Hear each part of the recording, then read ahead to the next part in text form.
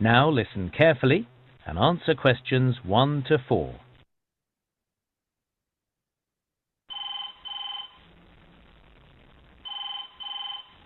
Good morning.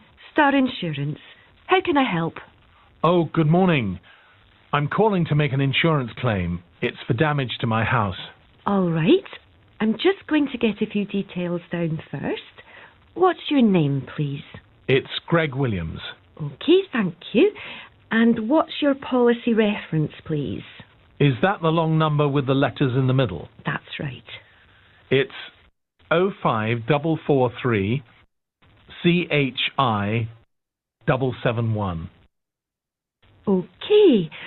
Right, yes. I've got your details on the computer now. So, can I confirm your address?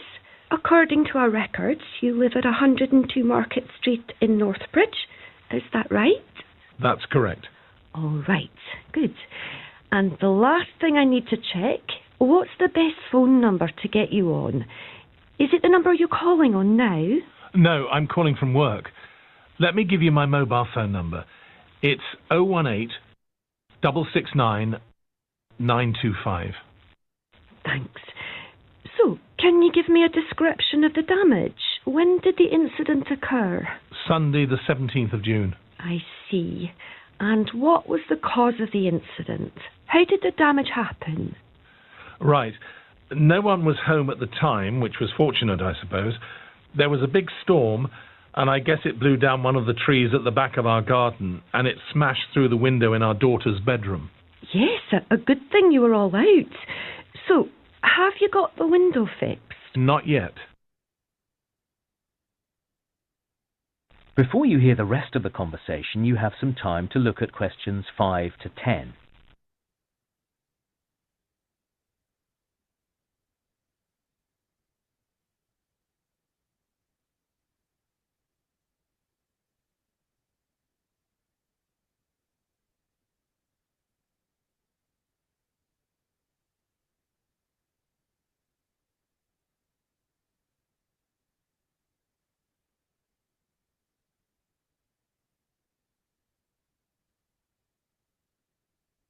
Now listen and answer questions 5 to 10. All right. And so, apart from the window, what are you claiming for? Okay, like I said, it was my young daughter's room. Anyway, right below the window is her desk. That's all right, but she left her glasses on it, and they got really badly scratched. She'll need a new pair. Luckily, she hadn't left her headphones there, like she normally does. Is there anything else? Yes, because the window was broken, the rain got in. And what's really annoying is that, when was it? Just last month, we'd gone shopping and bought a carpet. We'd only had it for a couple of weeks, and it got soaked. We had to remove it. Oh, dear. Are there any other items you'd like to claim for? Yes. I suppose we should be grateful that the rain didn't reach her computer, but when the tree came through the window, it tore a hole through the curtain that was hanging there. OK, I'm making a note of all this. And one more thing I need to claim for. Yes, go on. We've had some repairs done already for a door we can't open. To the back of the house? No, it's for the garage. The tree hit that as well. OK, so have you contacted a professional builder yet? Yes, it's the same builder we always use. Do you want his name? Yes, please. OK, it's Stephen Honeywell.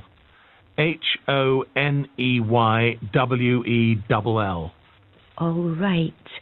Now, apart from damage to the house itself, what else do you think the builder will be looking at? Because we're going to need photographs.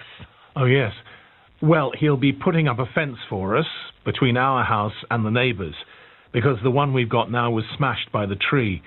So I'll take some pictures before he does the work. Please do that. And then you can send them in with your claim. That is the end of part 1. You now have 1 minute to check your answers to part 1.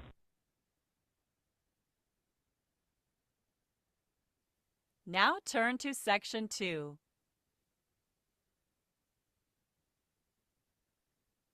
Section 2. You will hear a talk by the organizer of an information day about training courses for workers in hotels, restaurants, and other parts of the hospitality industry. First, you have some time to look at questions 11 to 15.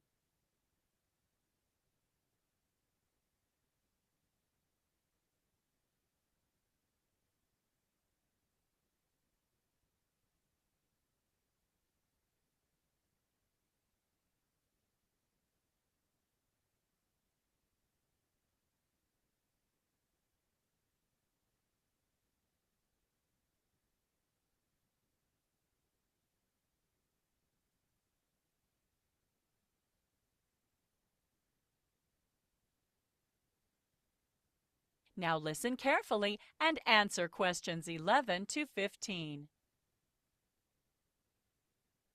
Morning, everyone. My name is John. I've worked in the hospitality industry for 20 years, here and all around the world. I've done it all. Washing dishes in cafes, waiting tables, hotel work. I've been better at some of these roles than others, to be honest. But what I've always loved is the incredible variety of workmates I've had over the years. Today, I want to introduce some of the training courses available here at the college. So, today's program. This morning, there will be short presentations about different hospitality jobs. Then, this afternoon, there'll be workshops where you can explore these ideas in more detail. So, your first presentation is on restaurant service. Another session focuses on kitchen assistants who help the cooks in the kitchen. This is a great way to learning cooking skills. There's an amazing number of traditional techniques to learn. You'd be surprised how many top chefs in expensive restaurants started out as a kitchen assistant. But be warned, kitchen assistants arrive at work first and leave last, so think hard about whether you can cope with the commitment. The session about porters, cleaners, and dishwashers is a popular one. These positions are good for students especially because they require no experience. Dishwashers have to work late into the evening. No surprises there. A porter's role is more important than many people realize because guests' first impression are formed by the staff they meet on arrival. Cleaners will usually be doing shift work, which may or may not suit you depending on your situation. Another popular session looks at the role of the receptionist. This is a key role. You have to deal with every part of the hotel. So, having reception work on your CV or resume is often a good way of moving your career forward in the long run. But having said that, they can be challenging, you know, dealing with people from all around the world. You have to already be good at working under a lot of pressure. You can't work out how to do it on the job. For any of these jobs, you'll usually have an interview. So there's also a session on interview skills. Now, frankly, for the less skilled roles, the interview will be pretty quick. But for some of the jobs I've mentioned, the interview is just as important as it is in other types of employment. Basically, the key to coming across well is the same today as it was when I started 20 years ago. And the good thing is, it's not too difficult to develop these skills with a little training and rehearsal.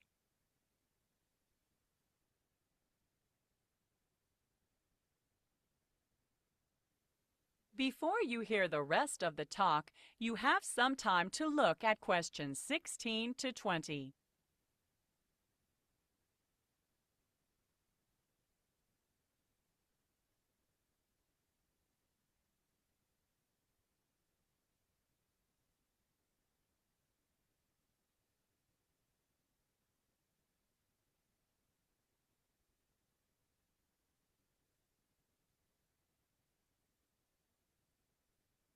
Now listen and answer questions 16 to 20.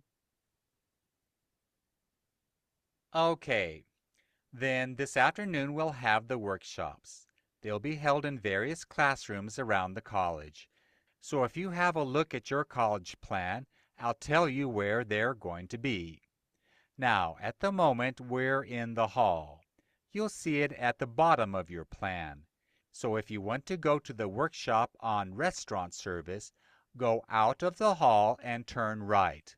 Walk along to the office, and it's the classroom immediately next door to that.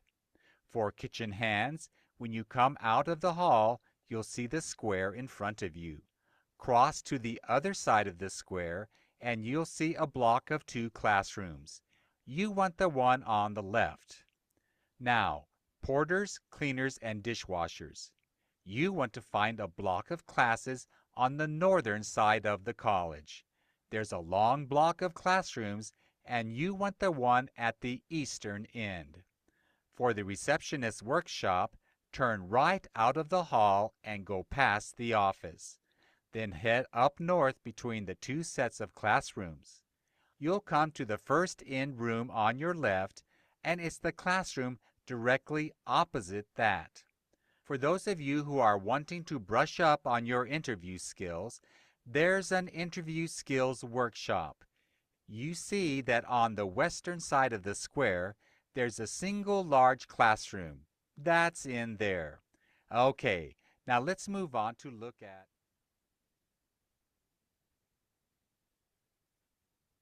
That is the end of Section 2. You now have half a minute to check your answers.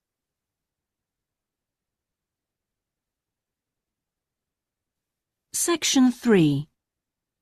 You will hear part of a seminar on ocean research given by a climate scientist.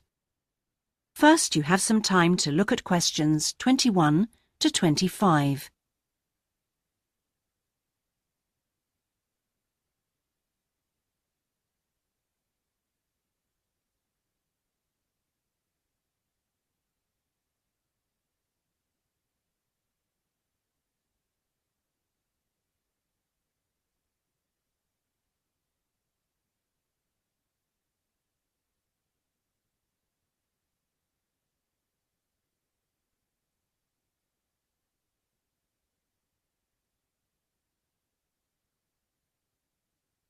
Now listen carefully and answer questions 21 to 25. Thanks to all of you for coming along today to hear about how the robotic float project is helping with ocean research. Well, first of all, we'll look at what a robotic float does and its use. So let's start with the device itself. It looks a bit like a cigar, and it's about 1.5 meters long. More importantly, it's full of equipment that's designed to collect data. So it can help us in building up a profile of different factors which work together within the world's oceans. Sounds like a big project. Isn't it too big for one country to undertake? That's quite true, but this project is a really good example of international cooperation.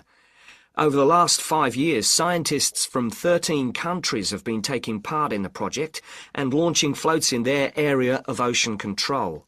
And next year, this number will rise to 14 when Indonesia joins the project. That's impressive. But let's move on to how floats work. The operational cycle goes like this. Each of the floats is dropped in the ocean from a boat at a set point and activated from a satellite. Then the float immediately sinks about 2,000 meters. That's 2 whole kilometers down in the water. It stays at this depth for about 10 days and is carried around by the currents which operate in the ocean at this level. During this time, it's possible for it to cover quite large distances, but the average is 50 kilometers. So, what is it actually recording? Well, at this stage, nothing. But as it rises to the surface, it collects all sorts of data. Most importantly, variations in salinity, that's salt levels, and the changes in temperature, a bit like underwater weather balloons. Then, when it gets back to the surface, all the data it's collected is beamed up to the satellite. After about 5 hours on the surface, the float automatically sinks, beginning the whole process again. What happens to the data? Well, the information is transferred direct to onshore meteorological stations, like our one in Hobart, and within 4 hours the findings can be on computers, and they can be mapped and analysed.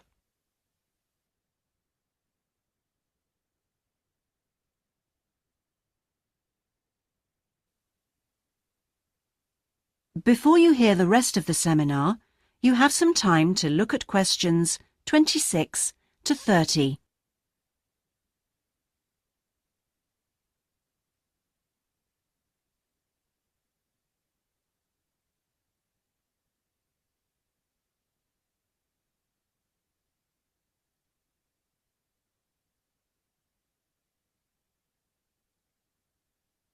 Now listen and answer questions 26 to 30. You say you're building models of the world's ocean systems, but how are they going to be used? And more importantly, when? Some of the data has already helped in completing projects. For example, our understanding of the underlying causes of El Niño events is being confirmed by float data. Another way we're using float data is to help us to understand the mechanics of climate change, like global warming and ozone depletion. That's part of an ongoing variability study, but the results are still a long way off. However, this is not the case with our ocean weather forecasting. Because we know from the floats what the prevailing weather conditions will be in certain parts of the ocean, we can advise the Navy on search and rescue missions. That's happening right now, and many yachtsmen owe their lives to the success of this project. In addition, the float data can help us to look at the biological implications of ocean processes. Would that help with preserving fish stocks? Yes, and advising governments on fisheries legislation. We're well on the way to completing a project on this. We hope it will help to bring about more sustainable fishing practices. We'll be seeing the results of that quite soon. It sounds like the data from floats has lots of applications. Yes, it does. It's also a powerful agricultural tool. If we were aware of what the weather would be like, say, next year, we could make sure that the farmers planted appropriate grain varieties to produce the best yield from the available rainfall. That sounds a bit like science fiction, especially when now we can't even tell them when a drought will break. I agree that this concept is still a long way in the future, but it will come eventually, and the float data will have made a contribution. That is the end of section 3. You now have half a minute to check your answers.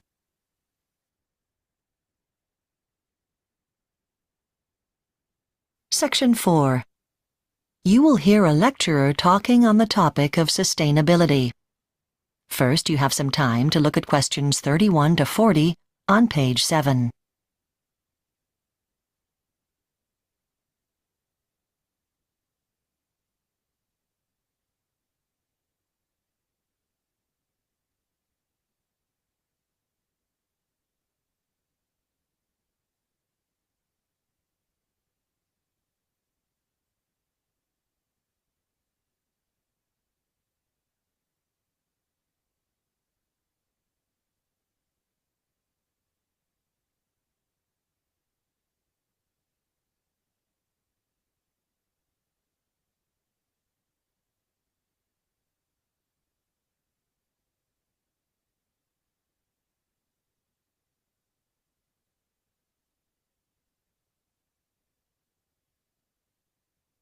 Now listen carefully and answer questions 31 to 40.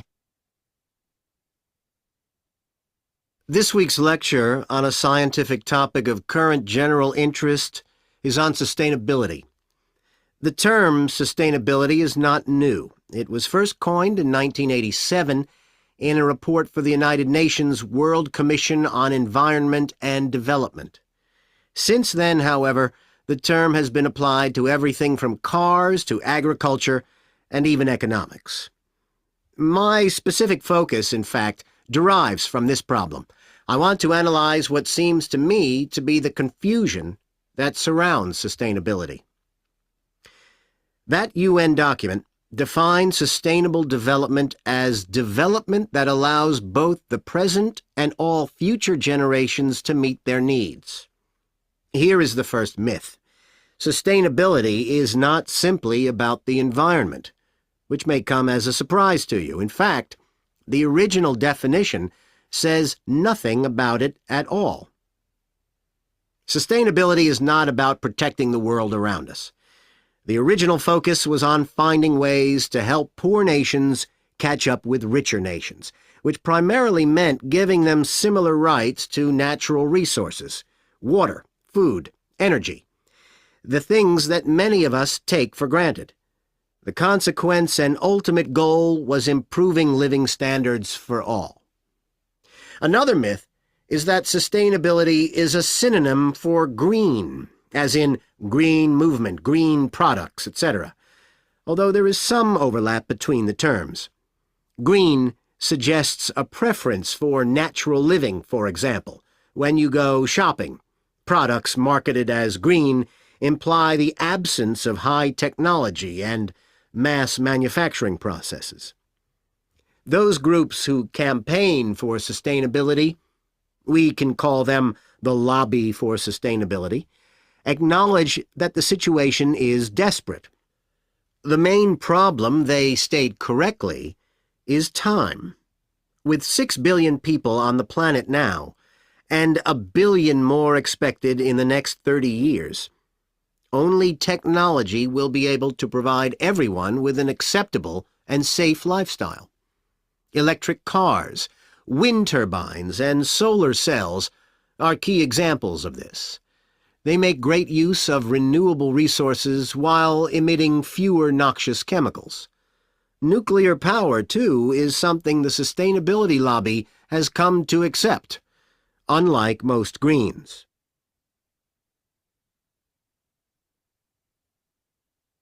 And here's the third myth. It concerns the role of technology. Technology is not rejected as evil, but we should not overemphasize the role of technology either. Take electric cars, for example. Researchers are currently working on plans to electrify the world's car fleet. New technology is currently being developed to make better batteries, giving longer performance. But a better way of thinking is perhaps to have battery stations for drivers to use on roads. When the battery is getting low, they simply swap the old one for a fully charged one. In other words, new business thinking, not new technology, for a sustainable future. There are similarities in agriculture, where knowledge can be more productive than new technology. Agriculture uses up about 3/4 of the world's water. Some crops are very thirsty and require a lot of water. So many farmers who believe in sustainability are now planting crops like sunflowers and wheat instead of corn, which are happy with much less water. In terms of water consumption, one of the biggest problems is that our diet is changing. As countries develop and people become richer, they aspire to a diet with more meat. Now, admittedly, most of the new births that will take our population to over 6 billion are going to be born in countries with largely vegetarian diets. However, most of them will be born in the city, and this is where water consumption is highest. That introduces the topic for next week's lecture, and we will be discussing. That is the end of Section 4. You now have half a minute to check your answers.